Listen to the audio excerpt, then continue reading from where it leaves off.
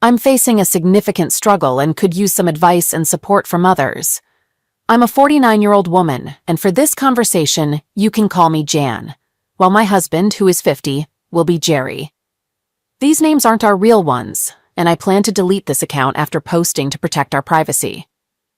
Jerry and I have enjoyed a happy marriage for 27 years and have 2 wonderful children, a 26-year-old son and a 24-year-old daughter. He was my first love and remains the only man I've ever truly loved. We've been a couple for over 30 years, having started dating when I was 18. I fell head over heels in love with Jerry, and he proposed to me just 7 months into our relationship. I eagerly accepted and was ready to marry him right then and there. At that time, he was in his 2nd year of college, and I was working at a local hardware store franchise in our hometown. Our plan was to remain engaged until he graduated and secured a job before tying the knot. I was perfectly fine with this, even though it meant waiting nearly 3 years to get married, because my love for Jerry was so deep, and I was excited about spending the rest of my life with him. The college he attended was located in the capital city of our state, a little over 2 hours from our hometown. Normally, he would come home nearly every weekend to be with me. However, there were occasional weekends when he stayed at school to study or due to bad weather. On those weekends, we'd spend hours on the phone, talking multiple times a day. Keep in mind, this happened about 30 years ago, so there were no smartphones, texting, or internet. We relied on good old-fashioned landline phones. It's funny, I feel so old reminiscing about this. Around a year into our engagement, I started feeling impatient and suggested we get married sooner instead of waiting another 2 years until he graduated. I explained how much I wanted to become his wife, expressing my concerns that he might meet someone else at school and leave me, which was probably just me projecting my fears. Jerry reassured me that he would never do such a thing and professed his love. He pointed out that waiting would allow us to make sure we were truly compatible and financially ready to start a family. Now, here's where I made a big mistake. There was this guy, let's call him Jim, who was an electrician and a regular customer at the hardware store, coming in for supplies 2-3 times a week. We had a friendly rapport and exchanged pleasantries during his visits. Over time, he began flirting with me and making advances. I told him, "I'm sorry, but I'm engaged." Jim responded by saying he was engaged too, but he felt such a strong connection that he'd be willing to take a risk for one chance. This back-and-forth flirting continued for weeks. Then, one weekend, when Jerry unexpectedly informed me that he'd have to stay at school for the next 2 weekends, I made the regrettable decision to go out with Jim. We went on a couple of dates, and after our 3rd date, things escalated, and I ended up in his bed. We met at Jim's apartment 3 more times over the next 2 weeks while his fiancée was at work. I know what you're probably thinking about me right now, and I have to agree with you. I believe I temporarily lost my sense of judgment. However, as soon as Jerry returned home, I came back to my senses and immediately ended things with Jim. Jim was devastated and tearfully pleaded with me to elope and run away with him. Breaking his heart was something I hated doing, but I remained firm and told him that we needed to erase this from our lives. I made it clear that we were both engaged, and Jerry was the love of my life. Jim and I went our separate ways. He stopped coming to the store, and I haven't spoken to him in 29 years. 2 months later, he married his fiancée, let's call her Susie. Then 19 months later, I married Jerry. Since that time, we've had a happy marriage, and I genuinely mean that. We had a traditional marriage, with Jerry as the provider, protector, and an excellent father, while I took care of the family, managed the household, and was a devoted stay-at-home mom. We loved our lives and had what most would consider an ideal marriage. However, all of this was shattered 3 days ago due to my carelessness. Now here's the backstory. Throughout my teenage years, and right up until a year before I married Jerry, I kept a detailed diary. When I moved out of my parents' house, I stored the diary in a cardboard box along with my yearbooks and other school mementos. We placed this box and similar ones filled with school memories in the basement of our new home. Those boxes remained in the same spot in our basement for more than 25 years without anyone touching them. Honestly, I completely forgot about the contents of those boxes, including the fact that my diary was in one of them. Then, this past Saturday, Jerry decided it was time to tidy up the basement and transfer everything from those boxes into plastic storage bins. He spent the entire morning cleaning down in the basement. When he finally came upstairs, he didn't say a word and headed down the hallway. I assumed he was just tired and was going to take a shower. He went into the bathroom and stayed there for a good 45 minutes. I checked on him, and he told me he was fine, just reading. Little did I know, what he was actually reading was my diary, which he found in one of the boxes. After he emerged from the bathroom, he walked right up to me, holding the diary, and said, "Look what I found." His face was filled with disgust and anger like I had never seen before. He then opened the diary and began reading the pages where I had written about Jim. I immediately asked him to stop and assured him I could explain, but he continued to read. I started crying and begged him to please stop, but he kept reading, growing increasingly agitated and speaking louder as he read on. When he finished reading, I attempted to speak, but he interrupted me, saying, "Go pack a bag." I asked him why, and he replied firmly, "You're going to your parents." I didn't want to upset him further, so I went ahead and started packing. After I finished packing, I attempted to talk to him, but he simply said, "Leave." I pleaded with him, even going down on my knees, hugging his legs and begging, but he continued to insist, "Leave." By this point, his face had turned red and veins were bulging from his forehead. I had never witnessed him so furious. He has always been a composed and level-headed person. I left the house and drove to my parents' place. Once there, I explained what had transpired to them. They were taken aback and disappointed. My parents, both 81 years old, hold Jerry in high regard, considering him like a son. I clarified that what had occurred happened over 29 years ago, and I had remained faithful throughout our marriage. They were deeply upset, and the shock left them unable to speak. I made numerous calls and sent texts to Jerry throughout the night, but he never responded.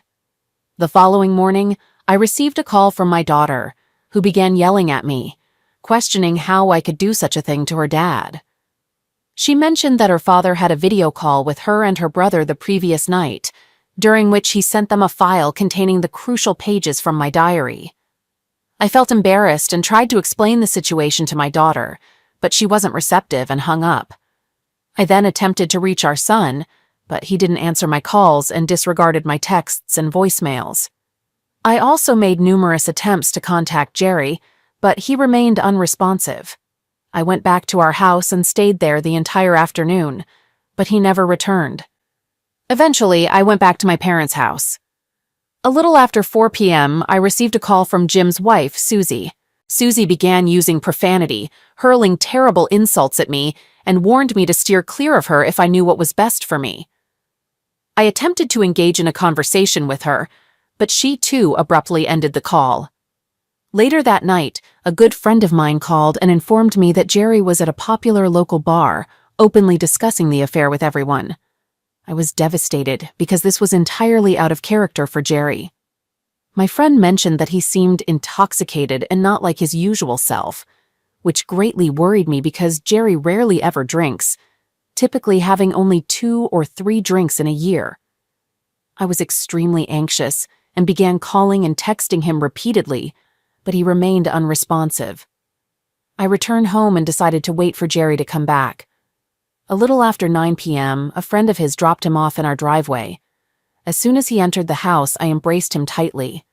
Initially, he didn't respond, but eventually he started hugging me back and we began talking. I could smell alcohol on him, and he was in tears, questioning, "How could you do this to me?" I expressed my profound regret and explained that it had been a colossal mistake, emphasizing that it had occurred almost 30 years ago. He claimed that our life had been constructed upon a falsehood. He went on to berate himself, expressing anger at feeling simped by a loser of a man and a terrible wife. After making these remarks, he became highly agitated once more and instructed me to leave. I pleaded with him to let me stay, expressing my concern for his well-being. He calmly requested that I depart and allow him a week to contemplate matters before returning home. Despite my pleas for him to stay, I ultimately left in tears. During the following week, I sent him heartfelt daily texts expressing my profound remorse and love, but he never responded. According to information from several friends, Jerry and Susie were spotted multiple times going out for drinks during this period. I'm uncertain whether they were merely meeting to exchange information or if they were engaged in a retaliatory affair. All I can say is that I feel an overwhelming sense of guilt for what I did to Jerry. I learned that Susie kicked Jim out and was planning to divorce him. He is devastated and emotionally shattered. There have been rumors circulating that Susie has been involved in infidelity for years, and the person who informed me believes she might be using the diary as a pretext for divorce. Due to Jerry and Susie, nearly everyone in our town, which has a population of 3,600, now knows about the affair. Feedback I've received suggests that most people find Jim and me reprehensible, but feel that we should be forgiven since this all transpired nearly 30 years ago. For now, I'm staying at my parents' house, anticipating my return home next week to be with Jerry. I understand his pain, but I believe he's reacting excessively. I hope that over the next week he will come to his senses, and both of us can begin the healing process. What advice can you offer on how to best handle this situation? I acknowledge that my actions were terrible, but I believe Jerry has blown this out of proportion. The affair occurred almost 3 decades ago, and since then, we've had a wonderful marriage and family. He feels that our life was constructed on deceit, which I disagree with. What are your thoughts on this matter? Thank you for allowing me to share my feelings. Update. First and foremost, I want to express my gratitude to everyone for their valuable feedback. It has truly been beneficial. I've followed the advice of many by letting my husband take all the time he needs, assuring him that I'll be here when he's ready to have a conversation. It has been a few days, and I haven't received any word from him, but mutual friends have reported seeing him and mentioned that he appears to be doing well. I also want to emphasize that I have never reconnected with or had any contact with Jim since we put an end to our affair. Furthermore, I want to make it crystal clear that I have remained completely faithful throughout our entire marriage, and the thought of cheating on my husband has never crossed my mind, except for that regrettable 2-week period with Jim. Lastly, my relationship with my kids is strained at the moment, particularly with my daughter, who has been unkind. She unexpectedly decided to order ancestry kits for the family, and she called me with a hint of sarcasm, inquiring if there was anything I wished to disclose before proceeding with the order. I assured her that there was nothing to disclose and that I was looking forward to the results. That's all for now, and I'll provide another update next week once I'm back home. Update. I'm back in my house, but now my husband and I are legally separated, and I'm absolutely devastated. When I returned home, Jerry handed me separation papers and informed me that he had relocated all my belongings to the spare bedroom. Additionally, he installed a keyed lock on our master bedroom to prevent my access. In our master bedroom, he's placed a small fridge, a food storage cupboard, and a coffee machine. At this point, I mainly see him when he's leaving for work or going out during the evenings. He's now handling all his cooking, cleaning, and laundry, and he's made it clear that we will be living as roommates without any commitments.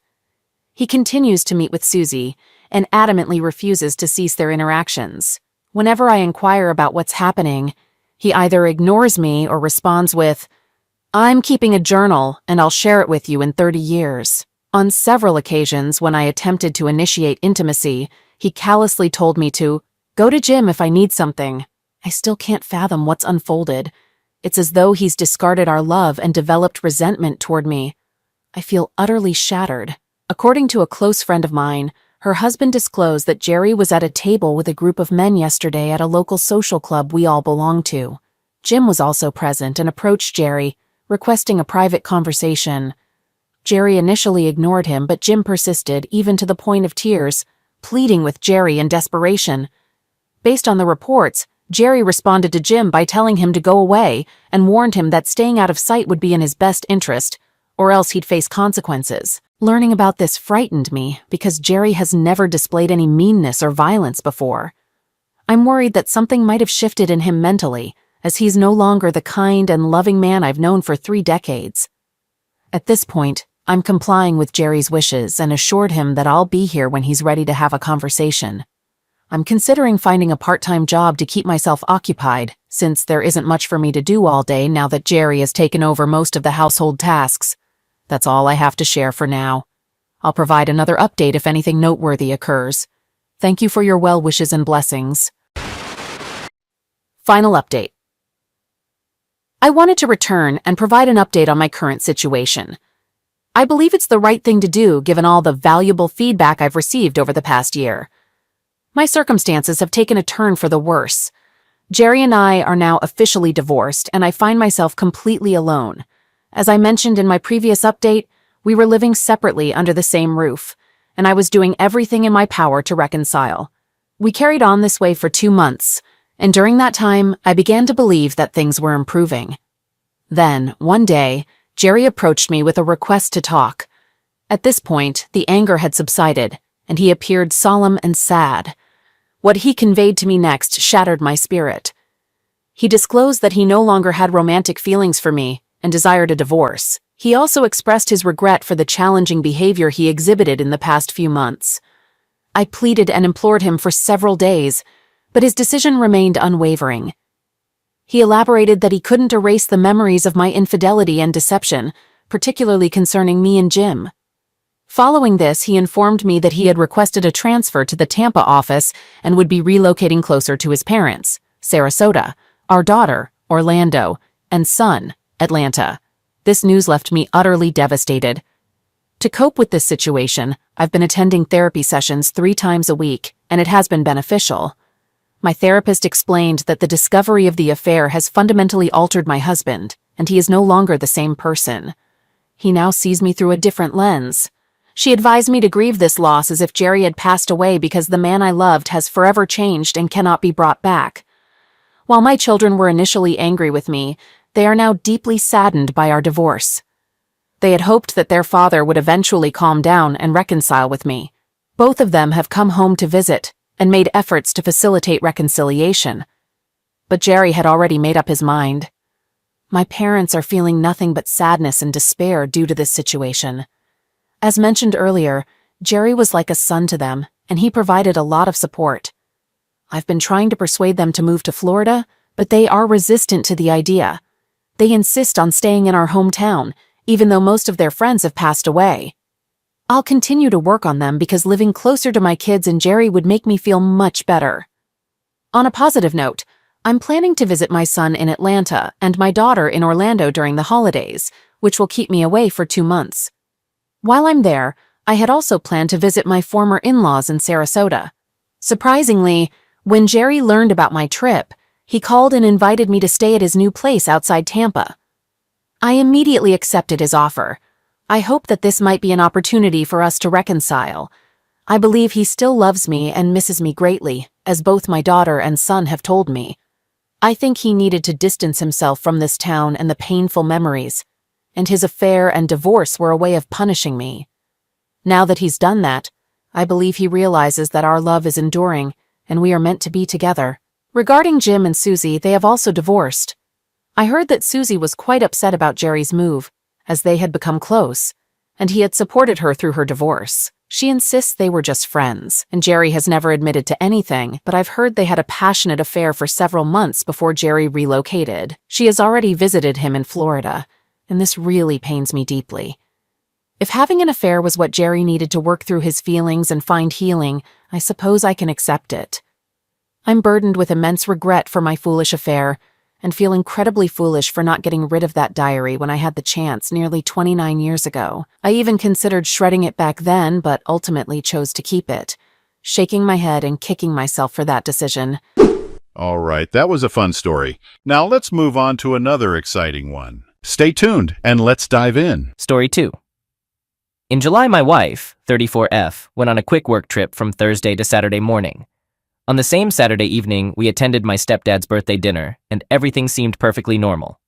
The following Sunday, we carried on with our usual routine, doing some grocery shopping, errands, and preparing for the work week. Once the work week started on Monday, everything appeared normal. We exchanged our usual texts during the day. However, on my way home from work, she texted me about having a potential yeast infection and mentioned she was going to get it checked out. I sympathized, making a lighthearted remark like, Hopefully it's not an STD LOL. She responded with a laugh, and that seemed to be the end of it. A few hours later, before I had a chance to see her, she sent another text saying, "Your comment earlier about it being an STD was weird. You don't think I'm cheating on you, do you?" I chuckled and replied, "No lol." But her comment did strike me as odd. At the time, I brushed it off, not giving it much thought, but in hindsight, this was the first red flag. 2 days passed, and she informed me that her condition had worsened, and she needed to go back to the doctor. I felt sympathy for her, knowing she had experienced mild discomfort like this before, but never to this extent.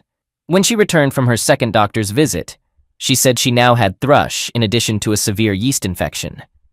I remember wondering what thrush was, and she explained that it's a throat infection. In a somewhat joking manner, I told her to stay away from me if she was sick, as I didn't want to catch anything. Looking back, all of these events marked the second red flag. Over the next couple of days, including the weekend, she was mostly confined to bed due to her illness. She called in sick to work, but managed some tasks from home. During that time, I kept my distance, watching her from afar while she rested in bed or on the couch, feeling sorry for her condition. She was clearly unwell, and there wasn't much I could do. As she started to recover during the following week, I began to notice that something was amiss with her. One day I came home from work, and she was sitting on the couch crying. I inquired about what was bothering her, and she mentioned that she intended to start seeing a counselor. This puzzled me a bit, and I asked if I should go with her, or if I needed to seek counseling as well. She declined, explaining that she hadn't been feeling herself and needed to talk to someone. I agreed, and this marked the third red flag. A few days later, after I had just finished showering, I found her sitting on the bed, crying once more. I asked her what was wrong, and she said, "Is this the best life has to offer? Is this what we want? Is it what you want? What do I want? Is there more to life than this?" I was taken aback for a moment as it took some time to grasp the meaning of her questions. I didn't quite know how to respond, so I asked her to clarify. She simply replied with, "Never mind," and I can't recall what happened afterward. Then, on August 14th at 9 p.m., as we were getting ready for bed, she began crying once again. I asked her what was troubling her, and her tears intensified. I reassured her, saying that I knew something had been bothering her over the past few weeks, and that whatever it was, we would work through it together because I loved her. She responded with, "I can't tell you. If I do, you won't want to work it out." In that moment, I felt a surge of nervousness or adrenaline in my stomach, and I pleaded with her, saying, "Please tell me." Then she dropped a bombshell on me, saying, "I had a one-night stand."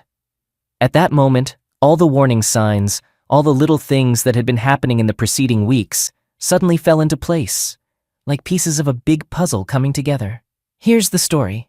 After finishing her work for the day, she decided to stop by a bar for a drink before returning to her hotel. She sent me a picture of the beer she was having, and I responded with the usual, "Love you, good night." While she was at the bar, she struck up a conversation with a guy who happened to share my name, of all things. They ended up chatting all night, having a few more drinks, and eventually left the bar around 2 a.m. They went to his place where she did BJ, and then they had unprotected intercourse. I asked her if he finished inside, and she claimed he didn't, saying he pulled out and did it on her stomach. But I couldn't be certain. It turns out he had HSV and transmitted it to her. What she initially thought was a yeast infection and thrush in her throat was actually an HSV outbreak. I distinctly remember feeling completely heartbroken, devastated, shocked, and in utter disbelief when she disclosed all these details to me. I struggled for months after what we refer to as D-Day, Discovery Day.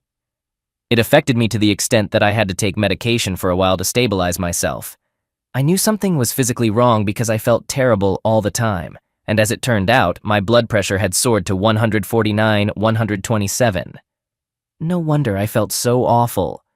To provide some context, I would say we had a strong marriage. We were often regarded as the favorite couple by everyone, and even my father likened us to Ken and Barbie.